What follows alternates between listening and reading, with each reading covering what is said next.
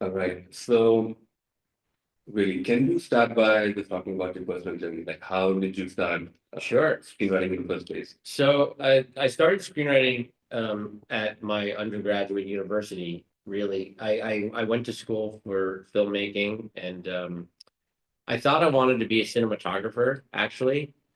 But the more I worked on people's student films, and the more I also worked in a comedy troupe where you write sketches and perform them. People kind of gravitated towards my ideas, and I felt like this was a skill I had that would, I mean, not to be too egocentric, but I felt like my ideas were better, and those are the ones that were getting like happening. Mhm. So I was like, oh, I should probably do this. And then out my senior year of college, my last year of university, I had written a script that was like family friendly movie, and got hired out of school by a company called the Jim Henson Company to adapt a children's book for them.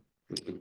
And kind of just went from writing job to writer's job ever since that.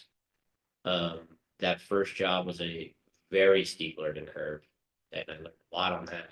Be learned I learned a lot, like that in Hollywood you really have to like stick up for yourself, because a lot of people kind of will convince you that you have no idea what you're doing when you've like learned how to tell a story, Mhm. and they have no idea how to tell one.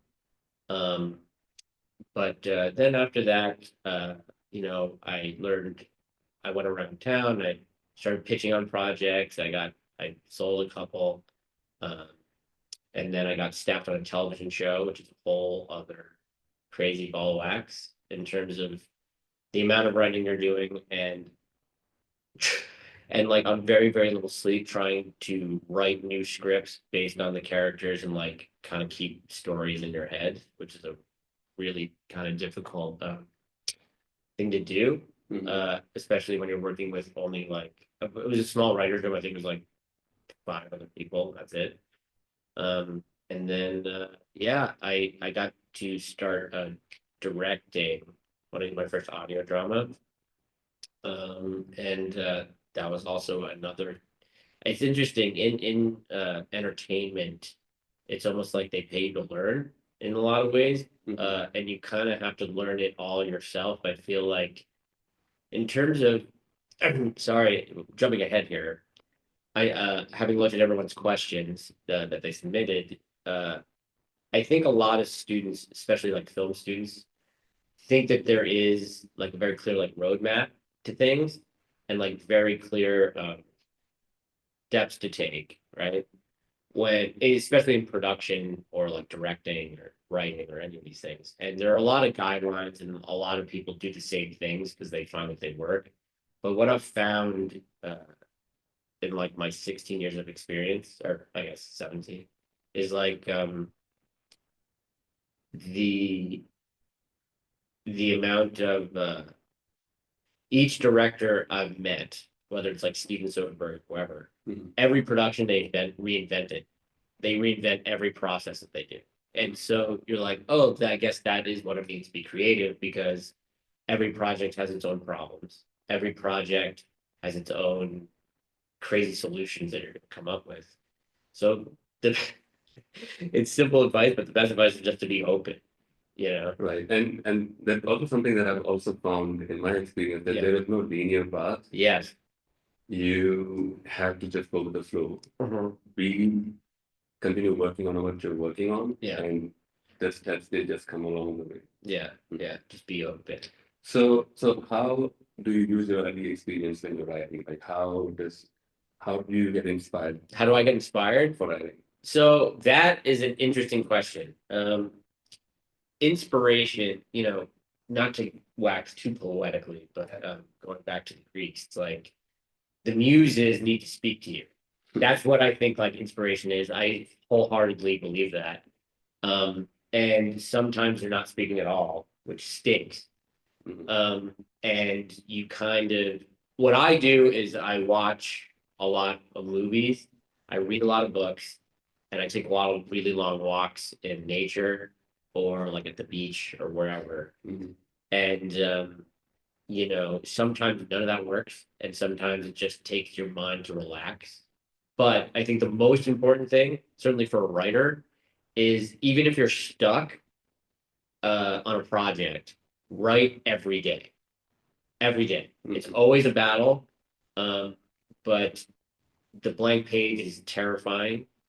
But I think you have to write every day to allow, not to get too philosophical, but to allow the muses to speak through you. And that's what I do. I force myself to write every day.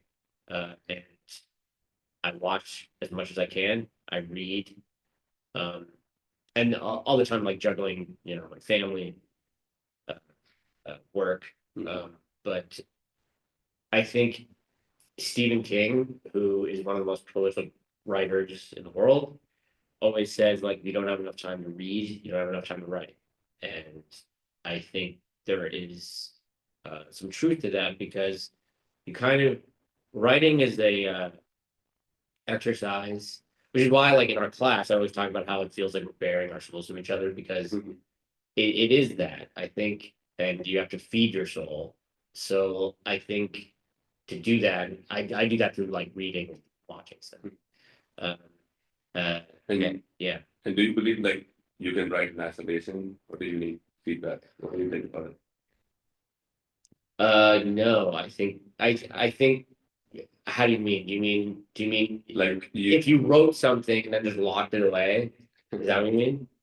like we're talking about it in our class.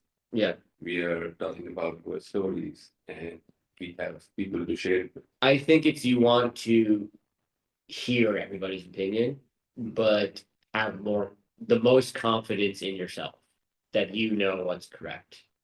But I think it's really important to hear what people think, yeah, because it's meant for an audience, right? It's meant for everybody. So you got to hear what people think. Otherwise, you can get into a lot of trouble. I remember when I was in school, I wrote. It was like the first short I ever wrote, and I ended up like really offending like a lot of people, and they were so upset. And then like we made it anyway, and people liked it a lot. So you know, again, like you kind of have to.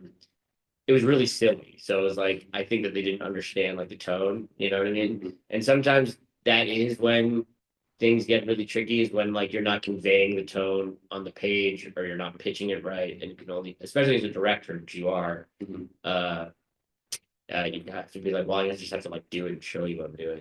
Uh, uh, but no, I don't think. I think you can certainly write in a vacuum, but eventually you're going to need an opinion, whether it's your partner or stranger or whatever. And I also find I find students' opinions the best because I think when you're a student, you know, you're more willing to, one, you can take a lot more safe risks. I think with people, certainly you have known these people for 3 years, whatever. Um, but school is also like a very safe place to fail. Professionally, if you do something and it isn't a success, people get, you know, you generate an opinion of you when it's not necessarily indicative of how talented you are or how good you are. Yeah. So, speaking of shorts, you mentioned that you made a short back in your undergrad, and since then you've been working mostly on a long form format. So, how different is writing a short film than writing a feature? Because most of our audience today is They are completely different. Completely different. Short films, you know, it's more about in my opinion, again, I think the oldest, you know, kind of idioms are true. If you ask 100 people, you get 100 opinions. But I mean, I think everyone would say features and shorts are very, very different. Shorts are really about like a kind of, I think you can find like a feature arc in a short, but it's extremely rare and incredibly difficult to do.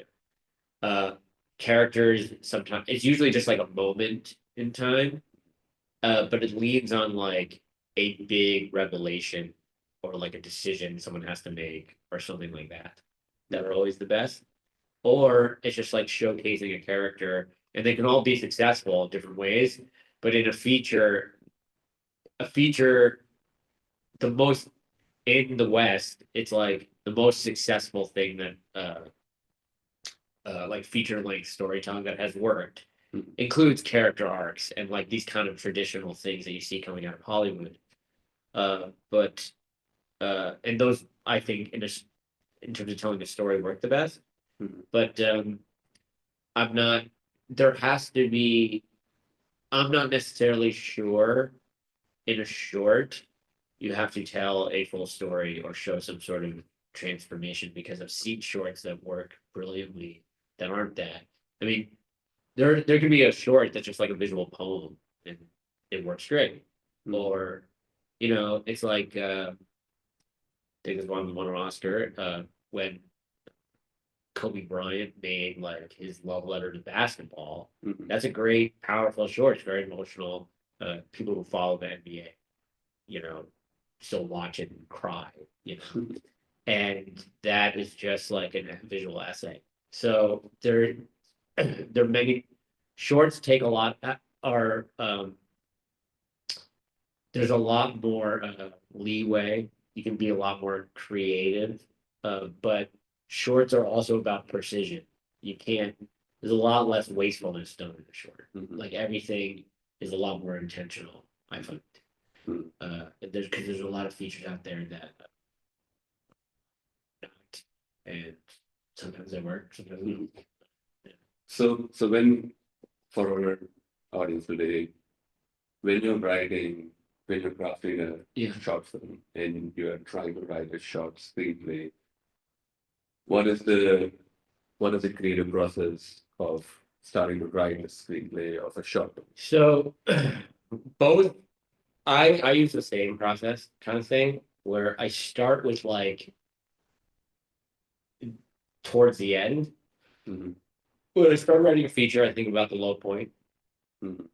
I mean, that's not totally true. It's like if I have an idea for a feature, I'm like, oh, that's a fun idea.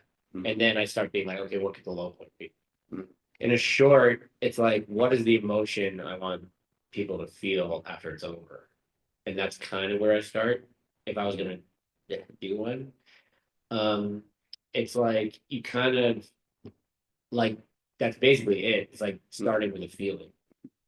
And then go ahead. For our audience, can you explain the low point of So the low point, certainly in a feature, is when your protagonist is the furthest they are from their goal. It seems like what they're trying to achieve and what they want is impossible. And if it's done really well, as if you're watching in the audience, you have no idea how they're going to defeat the villain or win the girl or whatever their goal is. You have no idea how they're going to do it because it's such a low point.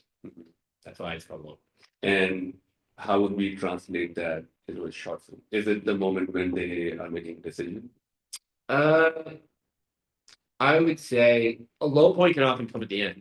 I think about you ever see this short film? It's like 2.5, it's almost like 3 minutes. It's called The Black Hole. Is it in the office? Yeah. Where he's trying to get, The low point's at the end. Right. He gets trapped in the safe. And it's like it's kind of like the low point is like often in a short the end. Right. Because I think in shorts oftentimes what has worked for people. Again, like I think these rules, like screenwriting rules and short writing rules, all come from what as a group like the public sphere feels is working. People like that. Why? Well, it has an ambiguous ending. Or it's like, does he get out of it? We don't know. Does he die in there? I don't know. So a low point, I think, in a short is usually either the end or like right before the end. like kind of like in the feature. I remember I wrote a short about uh, the last one I wrote, which I think was like 7 or 8 years ago. It's about someone in an apartment and he's trying to get to sleep because he has a big work meeting in the morning, and this dog is barking relentlessly at his neighbor, and they have like balconies that almost touch, and like the dog's barking out there and it's driving him crazy. He tries to like throw it food. He tries to like get it to be quiet in numerous ways, and then like when he gets over to the apartment, he realizes the dog, instead of like being hungry or just being annoying, was like asking for help because their owner like has just like had a drug overdose. And the low point is him being like, uh, basically, you know, his goal is to try to get to sleep, but he never does. So it's like that story is like then he helps his neighbor get the thing, and he has a dog in his house. But like in that story, it doesn't really like work the same way. Like that's what I'm saying is like features and shorts are very, very different. It's all about like one big reversal. And I think that reversal can be not necessarily related to your character's uh, goal. Can you define reversal? Okay, a reversal is when your story changes trajectory, but is still like you're still telling the same story. So in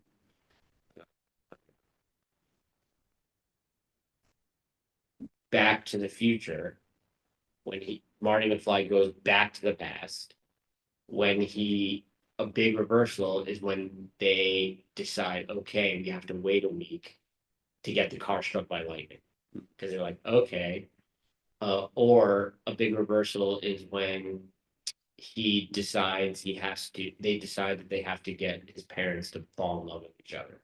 It's like anything that's like telling your story but changing the trajectory. So in that movie, when his goal is to get back to the future, but in order to do that, he has to get his parents to fall in love with each other. So it's an obstacle.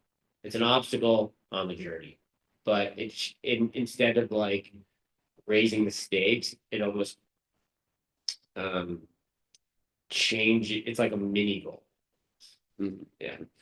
So It doesn't have to be the opposite. I know it's not like reversal. It's kind of like a technical writerly term, yeah. but it doesn't mean it's the opposite of the goal. It just means it changes. Yeah, it shifts. Yeah. So when you're trying to write a short film screenplay, how do we create an emotional arc that lands and Well, again, in a short, I don't know if necessarily your character has that. Is that what you've learned here? That it has to? no, no, Okay, okay. Because I think it's like how do we go towards that moment? I think it all stems from your character, right? It's like if you want your emotion, if you want people to be really invested in your story and to feel something, which is all the point of art, right?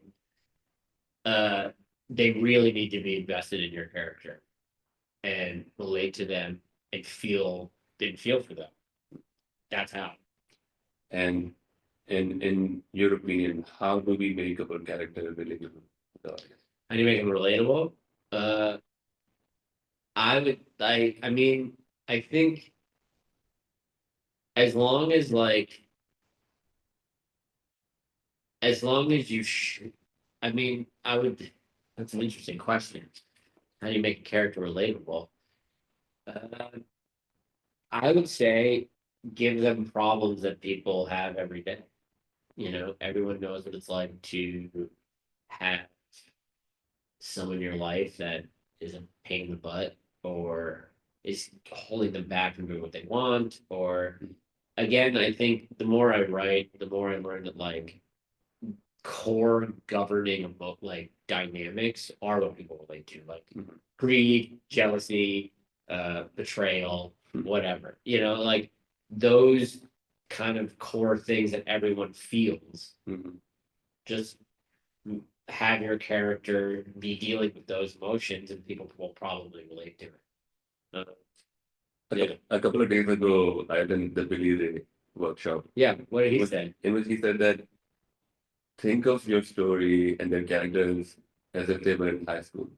Because Yeah. everything they do in school, in college, it's like the same politics, it's like the same emotions, Yeah. same dynamics, and it Yeah. goes across the border. Yeah, well, I would say that's a really good idea because in high school, people are so emotional.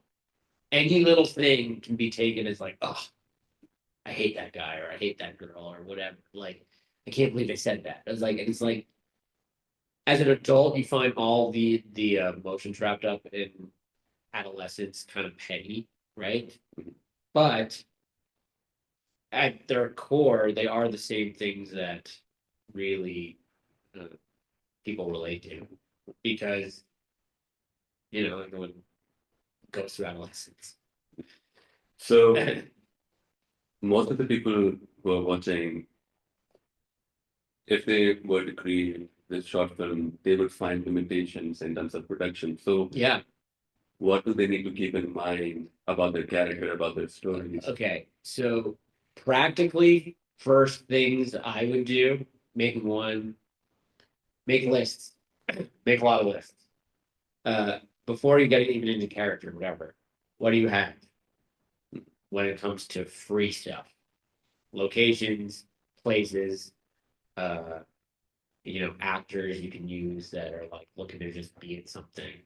I'd make a lot of lists of all the things you have at your disposal, and then try to figure out a couple simple stories to do. And then like from this, like the limitations of your kind of, location. Obviously, keep locations like pretty minimal, keep characters pretty minimal, but based on those, right? Uh, I mean, you can tell any kind of story you want. There's a great movie that I watched in college. This is a feature, but it's based on a play uh, called My Dinner with Andre. Have you heard of this movie? No. And all it is two friends having dinner. And it's literally one, it's a couple, I think it feels like it's one shot, but maybe it's like a few. And it's a very captivating conversation just about the nature of humanity. It's like two old friends who haven't seen each other in a while. Mm-hmm. And I was pretty gripped and invested in it. And I was like, wow, if you make it interesting enough, just what they're talking about, you can have a piece of entertainment for another. Right. So after you've made your lists and you know what you're able to afford and do, because again, like I think budget is something everyone thinks about at every level. I know that like these giant budgeted films, people are like, they have $300 million, they can do whatever they want. It's not really like that. It's like everybody's worried about every dollar. But also not. That's common. But the creative directors and producers are worried about every cent. And so I think once you made your list and have what you're able to do, I would go back to the beginning. Like I was saying earlier, and start with an emotion. What do you want people to feel? Mhm. Because again, like I was saying, I had the fortunate opportunity to be taught by Dustin last went black for a little bit. And he kept saying, he's like, the first thing I look for when it comes to a story is an opinion, which is interesting. Like, what is your opinion of X? And like state it out loud. But I would start with the emotion. And it's like, if you want to, and if you're telling a story and you're keeping it in mind from your character's perspective, if they're traumatized or if they like don't take life seriously, and that's the opinion, make sure that is every sort of reversal, bring back that term, shows your character more about like why they don't care about like the extent they're willing not to care about something or the extent that they are damaged from whatever trauma. Interesting. What? Interesting. So my next question was going to be about. And again, the other thing is write a lot. Mhm. Don't write and be done, because nobody does that. At least in professionals in Hollywood, the oldest I think one of the things like people might not know is that like 80% of what you write goes in the trash can. Mhm. So like you have to do a lot of drafts to figure out. Sometimes you have to do a lot of drafts to figure out what story you're telling. Like famous one is M. Night Shyamalan on The Sixth Sense. It's like the sixth draft, you realize Bruce Willis is dead. You know, it's like, oh, that's exactly what you know. So it, The more you write, the more you write, it's that. 100%. Mhm. The more you write, the more the characters reveal themselves. The more you write, the more the plot tightens. Mhm. All of it, all of it, and it's a very kind of, I want to say, not labor intensive because you're not physically doing anything, but labor in terms of your mental Mhm. gymnastics and kind of working your brain. So it can be really exhausting for sure. Which is why when you were saying like what inspires you, it's like you need to give your brain time to rest. Again, you should write every day, but that doesn't mean that you're working on your project every day.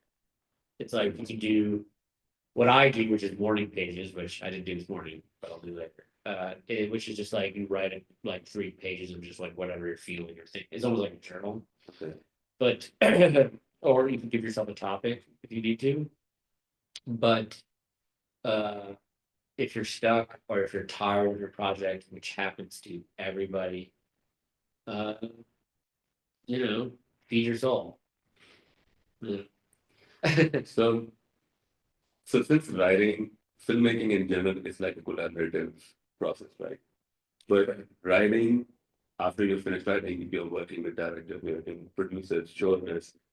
So what is that process like when your script is you hand it to someone and now they're further working on that project? Yeah. Okay. So it's different depending on the role. For the producers, you're looking to cut costs, right? Like usually, sometimes they'll give a creative note, and on those notes, if you disagree with it, if you're working with a good producer, they will just listen to you.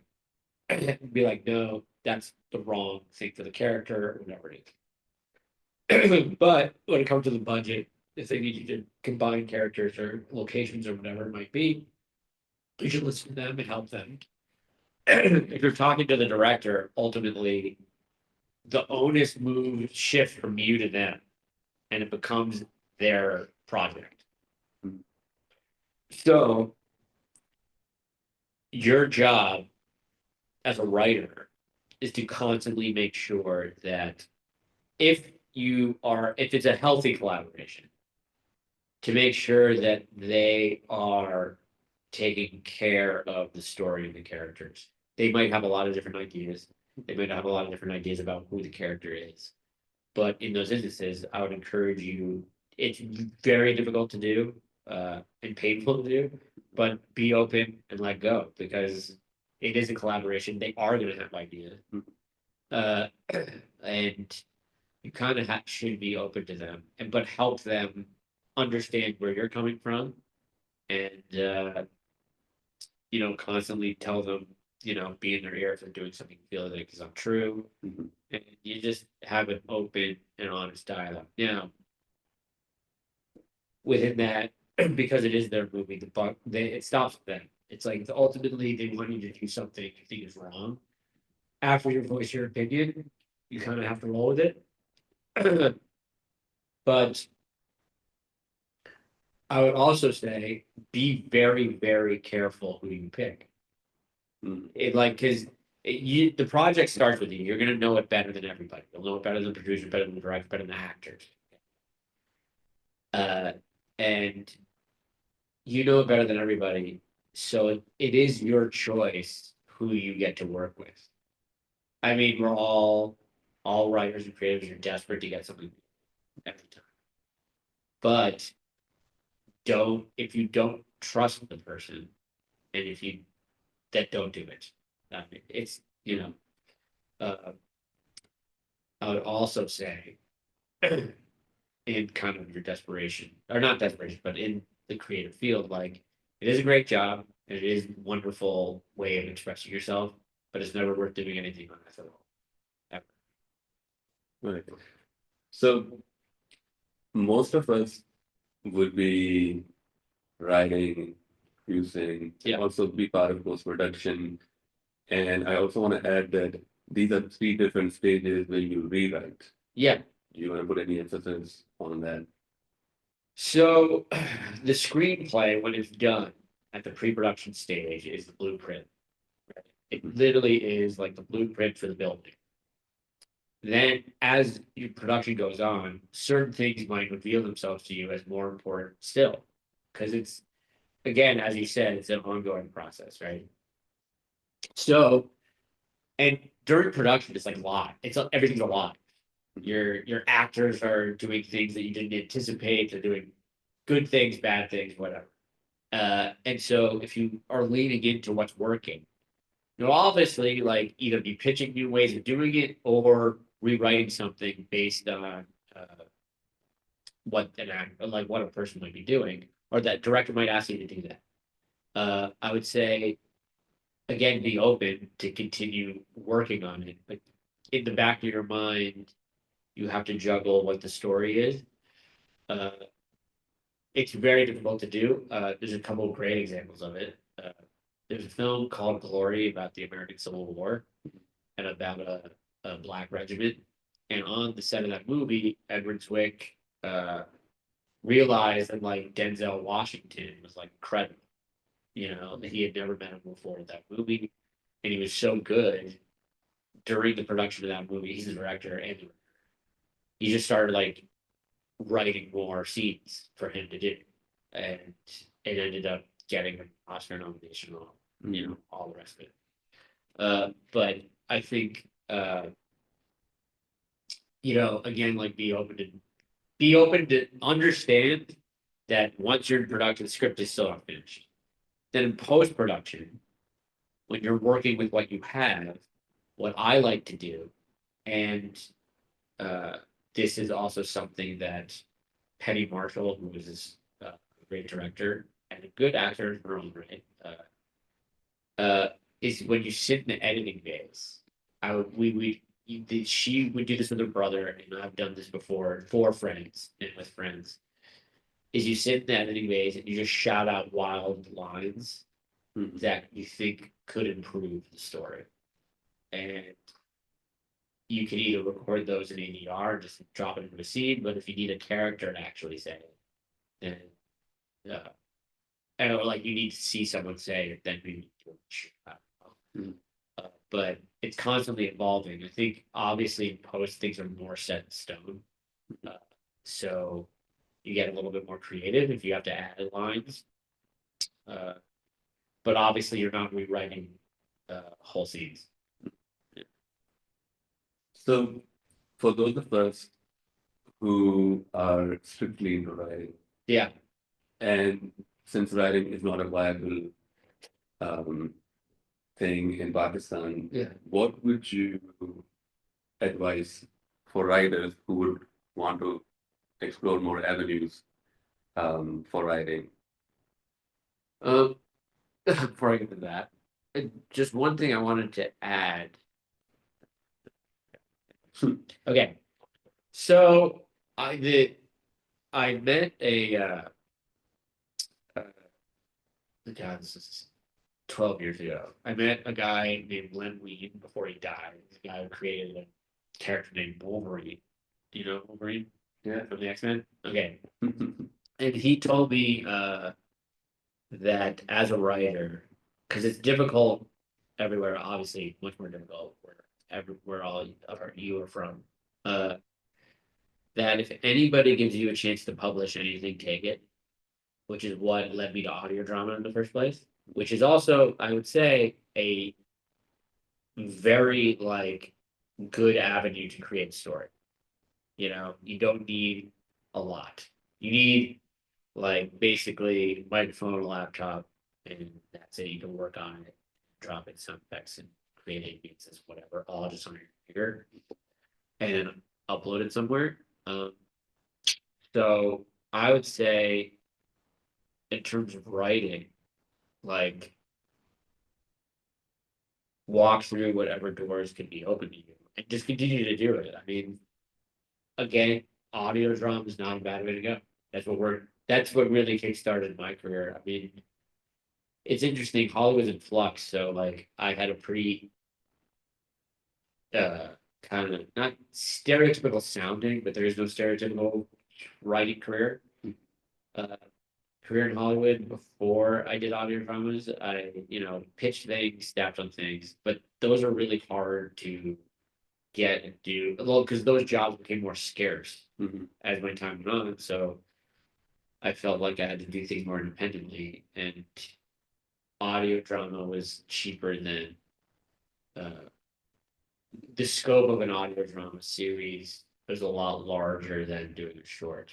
And again, if you're doing a short and if you figure out a way to make the scope feel large, but not actually show it, that's also something that would be really valuable. Yeah. Whether it's like a sound effect or just like one visual shot at the end or something. That was kind of what I thought. So for writers, for feature writers Yeah. that are with us, are there any platforms that they can explore to further their writing? And are there ways they can learn to format a screenplay? Because there is not a formal training in Pakistan Interesting. for writing. So Yeah. how can they learn more about writing? What kind of screenplays should they read? I would say so there's a lot of it's interesting how censored is the internet in Pakistan. Oh, we have free access. Free access? Okay, great. See, I don't know. Download them from the internet. I would say download any screenplay of any movie you like and just look at it and read it. It's that simple. Just read as many screenplays as you can. There is no, I know that in school they teach you that there are very regimented things, and there are like, this is how wide a standard should be for dialogue. But, I write in a program called Final Draft. It does it all for me, so I don't have to think about it. But I would just read as many screenplays as you can for movies you like. Any Oscar-winning screenplay is always great. That's what I would do. In terms of like platforms for there's a websites that host all tons of scripts. I don't know if you guys know that, like True Scriptorama Right. or Script Hunter or whatever. You can download tons of scripts. I would download them and read them to figure out the formatting stuff. In terms of like getting your work out there, there used to be a bunch of hosting platforms that all shut down in the last year. Really? For screenplays. Yeah. Coverfly. I think Coverfly was under the umbrella of like it was like a company that owned like 5 different hosting things, and they all just shut down. I don't really know the reasoning for that, but they did. I think it was probably maybe like a lawsuit got them, like somebody like made something that they shouldn't have, or I don't know. But I would say you can constantly reach out to people, occasionally take submissions over Twitter. Is not a bad place to go. And just be I think screenwriting competitions can be kind of predatory. And the people usually reading them and looking at them are not really the best people to be looking at yourself. Because I usually do come across festivals, Yeah, competitions. there are some that are really good. Like obviously Nickel is great. Yeah. I think Sundance is great. Those are real legitimate people. And then like the studios used to do them. I think they might be coming back. I know my friend at Warner Brothers, she would always hire readers to read them because they would have to get thousands and thousands of submissions or whatever. Is there something else? No, sir. Okay. But yeah, there are some yeah. there are some competitions that are legit, and then a lot that really aren't. So I would just make sure that if you're doing a competition, it's the right one. I think there's only like 4 or 5 that are really legit. But in terms of getting yourself out there, be annoying, you know. Right. That's the best advice. Be annoying, you know. I think I've told the story in class. When I got my first job at college, at the same time I was writing another screenplay, I made friends with an assistant at the company, Jim Henson Company. And I basically like lied to her. I was like, hey, I have like an agent and a manager interested in this script. Do you know anyone? She's like, oh yeah. And then she sent it out to like a bunch of people, and I got my first manager that way. And later I told her, I was like, oh yeah, well, like I lied to you about that. She was like, oh, you did? And I was like, yeah. And she was like, oh, no big deal. I probably would have just like read it and gave you notes and not sent it anywhere if you didn't do that, you know? So, you know, it's a kind of like a white lie, you know, like it didn't really, but it was like kind of had, I was like forcing her hand because I was like, I want people to be reading, you know? And she was also like, I would consider like a pretty close friend. So it was like easy for me to like do that. It was a friend of mine from university who was working there. And the reason I got that job in the first place is I had written a script that she showed to her boss, and then he hired me to adapt the book. So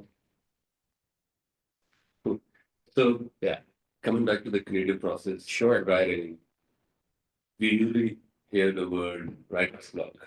And would you care to talk about that stigma?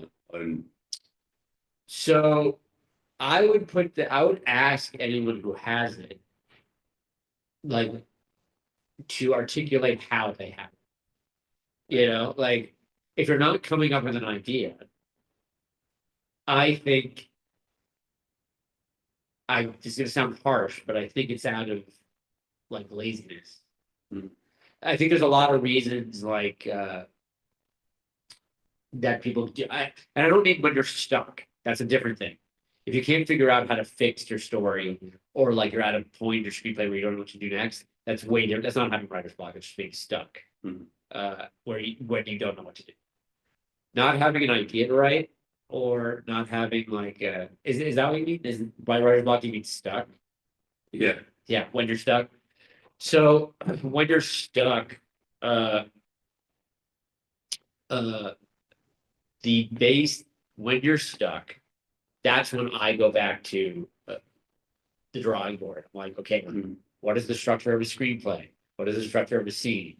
Like I read a lot of like unstructured things to like try to snap myself out of it and try to learn new approaches. Like when I teach in class, it's like our class is different. I'm just trying to get you to finish something. That's way different. Right.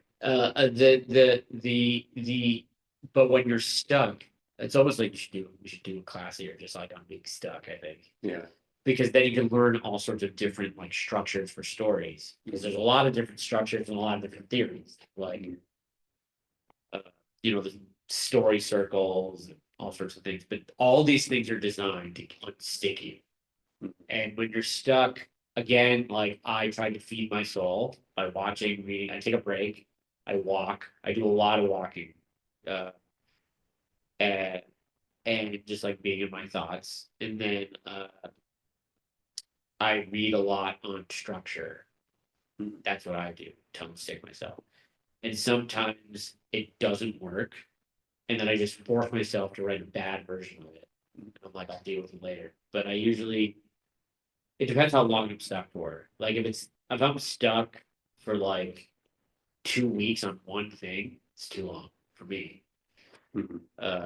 So yeah. All right, cool. So before moving on to Q&A, one last question. Since AI has now become a part of the creative process, if you may, how would you suggest we use AI to help us write? And since this is a thing that's going to keep on going and becoming more integrated with our daily lives, I would use it just as a tool that everyone else uses it for. Going back to the point of time when you're stuck, ask ChatGPT, hey, what is the structure for this? I'm stuck here. Like you could ask for help. I don't think it would be that helpful because it's like any idea. I find it's the best research tool. You know, like if you're like, hey, I need to know like the nautical term for turning left, it'll know. Or like what you know, Right. or like in you know at some sort of historic battle, like how like where were the ships and like how do they move and what would they have said about if this happened? Mhm. It's a really good research tool. Uh, and I would say definitely use it. I don't use it probably as often as I probably should.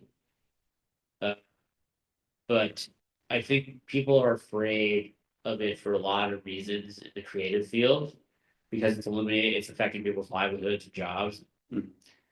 Honestly, there's not a lot you can do about that. It's like, you know, when they invented the train, you know, it's just a technological advancement. So can't really stop progress, you know. And so I would say like don't be afraid of it. Just try to use it to the best of your ability. I would use it if you get stuck. That's what I would do. That's probably what I should do. But I haven't been stuck in a while. But for longer than like 2 weeks. Right. All right, awesome. So now Was this helpful? Yeah. yeah, it was helpful to me. Okay. Okay, good. But let me open it up. Give me a second. So funny. I wrote down like all these things. And, so yeah, questions. Right. Give me a second. Let me switch this.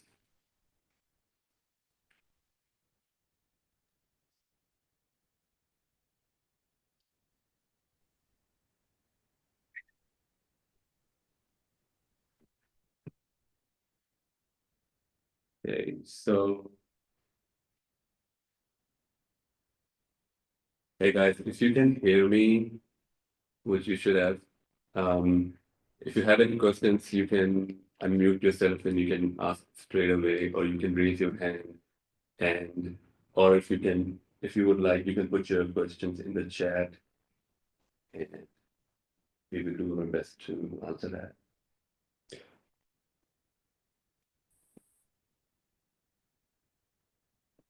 It seems like no questions, right? Okay. We have a shy crowd. Oh, okay. Okay. So just circling back to like when I was talking about like my dinner with Andre, there's another movie that I watched when it came out. I want to say like 9 years ago or however long it's been. And it was incredible because it was just a guy driving somewhere in his car. And it was a great drama. It's called Lock. LOCKE. Have you seen it? Yeah, the Tom Hardy. Yeah, Yeah. I love it. I don't think so. Yeah, it's like one location movies are really difficult to figure out. Mhm. And like this was so smart about it because being on his phone, having to deal with what he's having to deal with, like a work issue in his family life, and it's like he's in crisis, you know. And every reversal in that movie has a massive emotional impact because like you can hear his son like on the phone, you can hear his wife, the fact that, and you can hear his work problems happen. You know, it was really really great. I just wanted to mention that as like a great example of limitations, you know, fostering massive creativity. All right, so we have a question. Let me. All right, go ahead. Hello, Hey, how are you doing? Hi. I'm well. How are you? How's everybody? Uh, Great. Thank Did- you for organizing this Filmabad, and thank you um, for being present and giving us this lecture. Of course. So I appreciated, for example, you mentioned some good points in terms of when writing. I always thought of, first of all, reversals as a literal reversal in the story. So it's good to know that it's not that there are other ways to think about reversals in terms of like what they are exactly in the story. Secondly, my question would be, I want to know more in terms of the actual post-production, or when you touched upon a little bit, like your role after you've handed the script over. So you said that you should sort of trust the director, I guess, like I'm rephrasing it.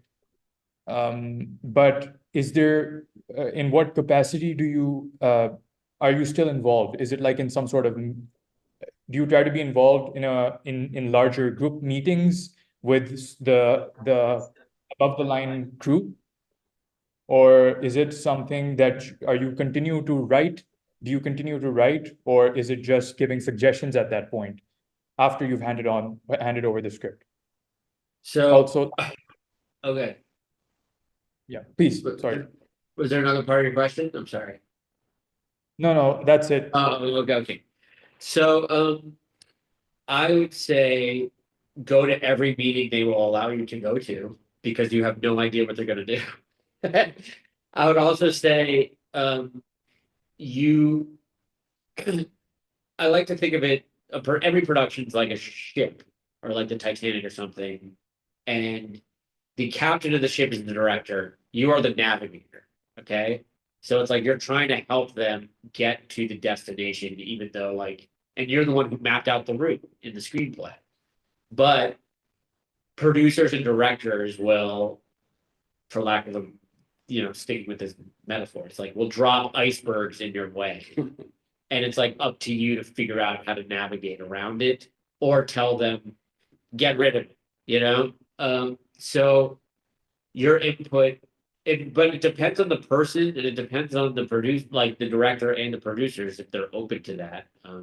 If they're like bullies, or it just depends on the energy.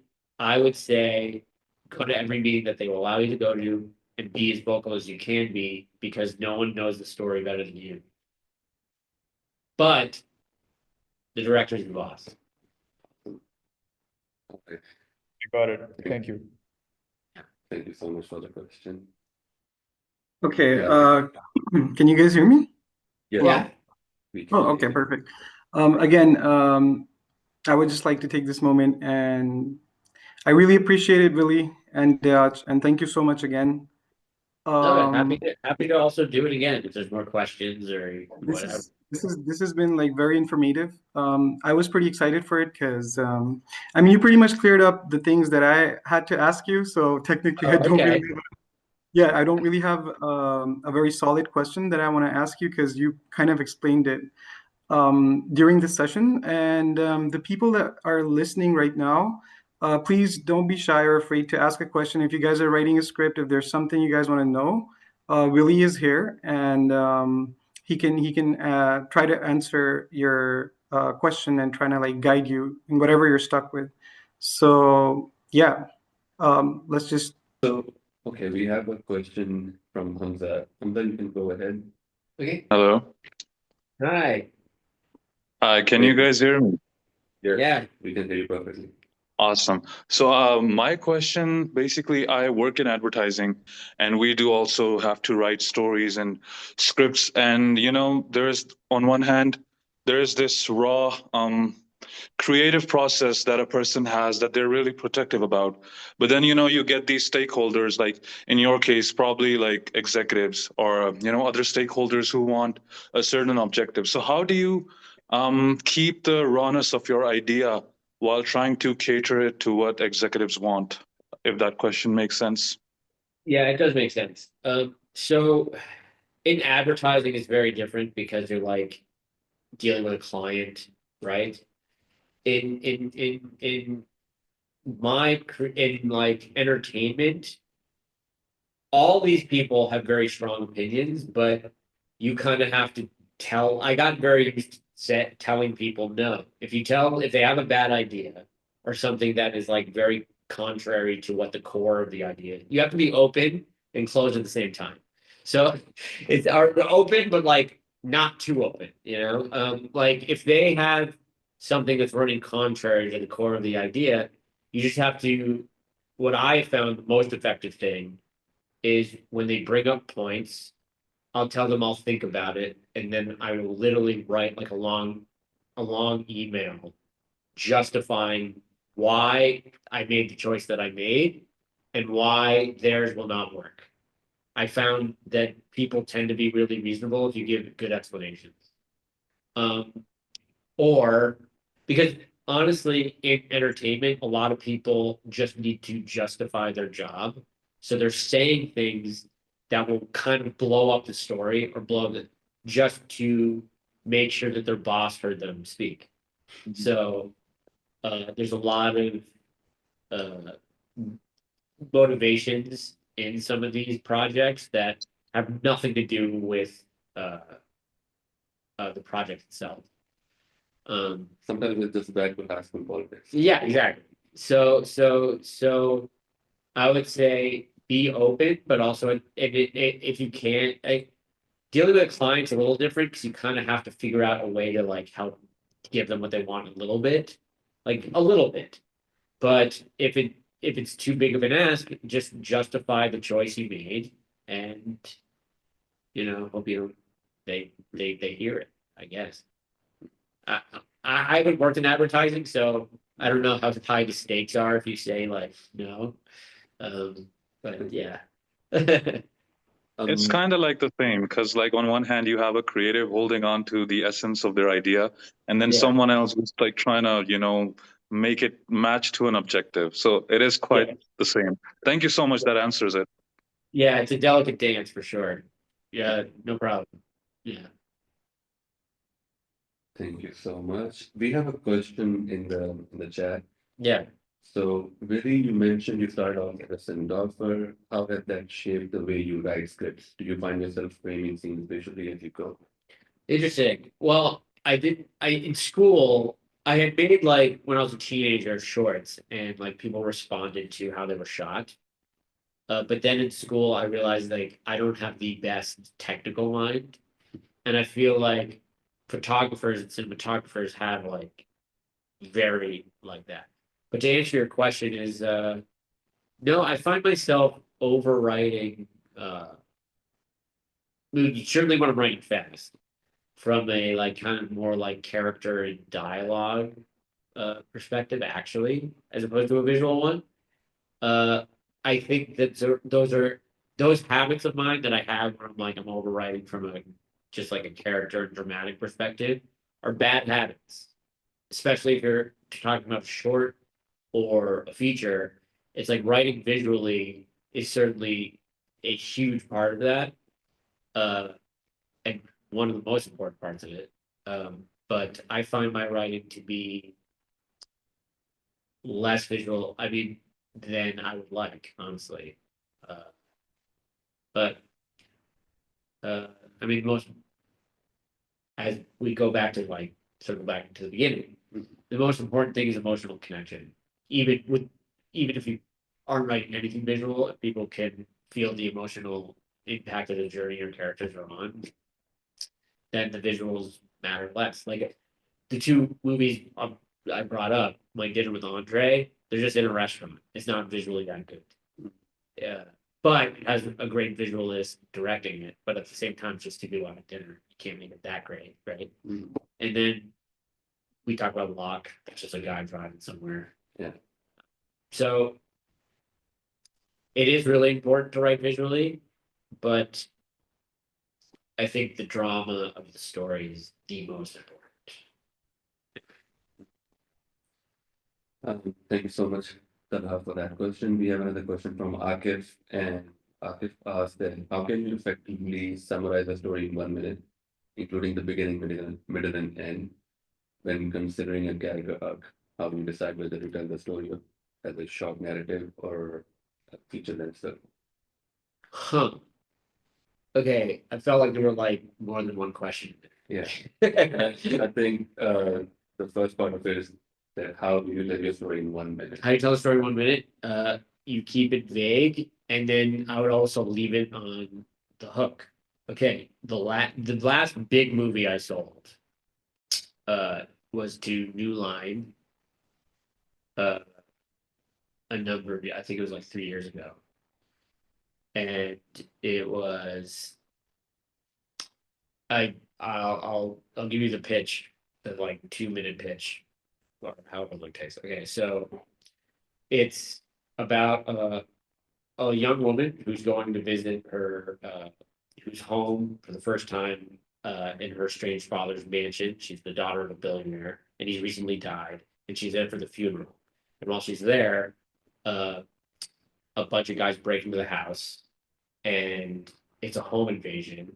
But as she's kind of defending herself from these attackers, she learns that there's like secret compartments in the house, and like weird things are going on in the house, and she eventually um, goes down into the basement and finds this kind of like arsenal, and it's kind of like a bat cave. And in this world, what you realize is that her dad, who died, was like Batman, and the people attacking her are like the Joker gang, her whole death nemesis, and that's a movie. Yeah, like so you kind of summarize it. I don't know how long that took. Right. And I was just kind of doing that off the cuff, but it's like you don't want to complicate it with too much details. Mhm. It's more like you want to hook people to make them more interested in it. I think people tend to focus on like a finished, perfect, you get everything in kind of, that's not what you want. What you want is if you tell somebody the idea for your movie, um, you want them to be more interested in it. So it's a hook. Everything's a hook Mhm. until you sell. Then it's about really figuring out, okay, there's a story. All this. Thank you. There are other parts of it. Uh, I'll take the bottom of it. yeah, the other part was that when considering a character arc, how do you decide whether to tell the story as a short narrative or a feature length film? If you're talking about a character arc, usually that's a feature for sure. Mhm. I think again, like in a short, to do a whole character arc is a really difficult thing to do. I don't know many shoot. It's very rare to do a whole arc in 12 minutes. That's really hard. I don't know. And that's what I'm trying to do with my thesis. That's tough, man. Like, well, what was the last short I watched? I guess Stutterer has one. And that's very rare. And again, that won an Oscar. It's about a guy who's unconfident, and then by the end of the short, he's a little confident. Yeah. That's a character arc for sure, but super hard. Mhm. What also makes that short amazing is it plays on the audience's prejudices, Mhm. which is why I love that movie, that short so much. But yeah, doing a whole arc in a short is really hard. And yeah, so I would say if you have a character arc mapped out, do a feature. Okay, so I have this question. Yes. Go Can you ahead. guys hear me? Yeah. Yes. Okay, so really, in Pakistan, especially in the indie scene where, people are just starting out, or even like professionals, Yeah. we're more we're more into short films because that's how you get the word out, because then it gets a lot of problems with the Sure. funding and everything else, right? So like if you're an artist here, the best way to go is making a short film. I think it's like that in the US, but I probably don't know. That's what I guess. No, it So, is for sure. yeah. So my question would be, because I've made like around like 12, 13 shorts, and whenever I'm writing them, I'm always stuck on the fact that, like, okay, so what do you do? Like, do you make it a little more surreal? Do you make it like a little more poetic? Because you have a very less amount of time. Like, because in the feature you can explain your story better, right? I think that's the challenge. And when you're writing a short film, like, do you think that's the way you should go with the short film? Because to make it more poetic, like by poetic I mean leave an open ending, like make it open ended. 100%. 100%. You again, like you start with what you want people to be feeling at the end, and I think it is again, if you're just starting out, thinking about again going back to like hooking people on your work, right? It's like if it's open ended and people aren't sure how to feel about the ending, people will probably be more intrigued, right? By you, by like your next thing.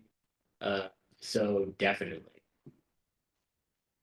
And I would also encourage to explore the style of the short film because it's Yeah. a short medium. It gives you a chance to experiment. There are, yeah, Yeah, for sure. there are less stakes with a short film, and I think you should just go all in Yeah, when you're making a short film. again, it's like about precision, and most shorts, good ones are little stories, but sometimes it's just a moment. Some, there's a lot of, as you said, like latitude in terms of what a great short can be, for sure. So experiment, Yeah. for sure. And one of the things that I've learned while writing a short is you start as close to the exciting incident as you can. Sometimes you start after. Yeah. You don't build up to an exciting incident. Yeah, You just go straight into action. yeah. That is what just reels people in. You know that short, a spider. Maybe what happens. So it's about like a couple that's like arguing in a car, Oh, okay. and then like he gets out and like stares at the spider, and then kiss. Okay, I think I've seen it. Yeah, yeah, it's a famous one. Yeah. The Edgerton brothers did it. Joel Edgerton, you know the actor, Joel Edgerton? Okay, yeah. I might have known. He's in like lots of stuff. He's also like a writer. He's brilliant. Okay. But him and his brother made a short in Australia called Spider. Mhm. And in that short, the short starts after the exciting incident. Okay. Because it's like the exciting incident is them fighting. And like when you're bird with them, you're like after they'd stopped yelling at each other. Mhm. It's really good. And a really good example of what you're talking about. Yeah. Okay. I think we are close to ending this. Oh, okay. Since we don't have any other questions, I would just close the session with thanking you and thank you for being here with us and Anytime, happy to be here. having this session with us. I think this was greatly helpful and again for me to just also go through this Yeah. again and going through the process of learning. To that point, everything's about repetition. Yeah. More reps. It's like if you think about the greats in any industry, it's like whether it's like athletics or whatever, the more you do it, the better you get. So, all these guidelines, all the structure, all the things you talk about, the more you do it, the better you get. The more you understand, the more you might have questions, but like you are literally honing your craft and you need to keep constantly do that throughout your career. A lot of the prolific filmmakers talk about it. Steven Soderbergh talks about it all the time. Yeah. One thing I also wanted to add about writing and getting feedback is sometimes when you're sending it out and you're getting feedback, it's not about what they are saying. Yeah. Sometimes you get more confident about what you're writing Yeah. based on what others are saying, Correct. and you hear their opinion and you're like, no, this is not what I'm trying to say. Yeah. It clears up what you actually want to say. 100%. And I think that's good for having feedback. I would also say if you're getting a lot of notes on a certain part of your script, and someone's like, oh, like maybe there could be like a plane, like a car accident here, like maybe like someone gets bitten by like an alligator, whatever. You're like, instead of like that, and you're like, oh, that's horrible, like that's not. Usually that means it's like, oh, that part's boring. Mhm. So whatever I'm doing there is not working because people lost interest. That's why I'm getting a note there. Mhm. So it's not also what people are saying, it's just like about like exactly where they're saying in your story. Right. And you're like, oh, that's not working. I got to figure that out. As you said, it's like, oh, I'm doing it wrong. Whatever. Yeah. So yes. All right, thank you. Yeah, that answers my question. Thank you so much again, Willie, and thank you so much, Diyach, for arranging this. And Willie, thank you so much for. I know it's pretty early up there, and it's kind of. Sure. So thank you so much again. But worth it. Happy to do it. Yeah. And thank you everyone who joined us, and thank you, Salman. Keep writing, keep working. I know it's tough, but it's a war of attrition, really. Yes, and Yeah, keep this- going. I'm gonna stop recording. Yeah.